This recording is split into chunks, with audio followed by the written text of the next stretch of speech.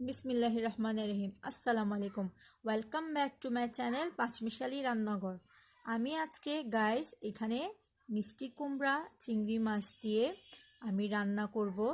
দেখতে পাচ্ছেন আমি মিষ্টি কুমড়া চিংড়ি মাছকে পেঁয়াজ আর কাঁচা মরিচের সাথে আর কিছু হলুদ অ্যাড করে কষিয়ে নিয়েছি।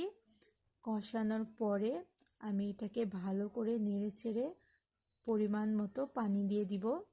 বেশি পানি দেওয়া লাগবে না, অল্প পানি দিলে হবে। শীতের দিনে এরকম টাটকা মিষ্টি কুমড়া খেতে খুবই ভালো লাগে। কাদের এরকম মিষ্টি কুমড়া খেতে গরম ভাতের সাথে ভাল লাগে তারা আমাকে কমেন্টস বক্সে জানিয়ে দিন। এখানে পানি অ্যাড করে দিলাম, তারপরে নেড়ে চেড়ে কিছুক্ষণের জন্য জাল দেওয়ার জন্য অপেক্ষা করব। দেখেন গাইস, আমার মিষ্টি কুমড়াটা এখন বলক চলে এসেছে আর প্রায় অর্ধেকটা পানি টেনেও গিয়েছে। আর বাকি পানিটা শুকিয়ে গেলে আমি এখানে সুন্দর করে ধনেপাতা, কাঁচামরিচ আরও কিছুটা অ্যাড করে নেড়ে চেড়ে এটাকে নামিয়ে ফেলব। এখন ধনেপাতা আমি দিয়ে দিলাম, পানিটাও টেনে গিয়েছে।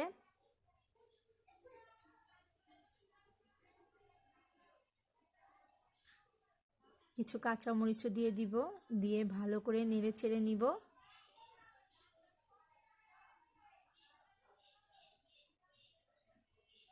কাঁচামরিচগুলোও দেওয়া হয়ে গিয়েছে আর আমার পানিটাও টেনে গিয়েছে আর পুরাটা মিষ্টি কুমড়া ভাজিটা রেডি হয়ে গিয়েছে।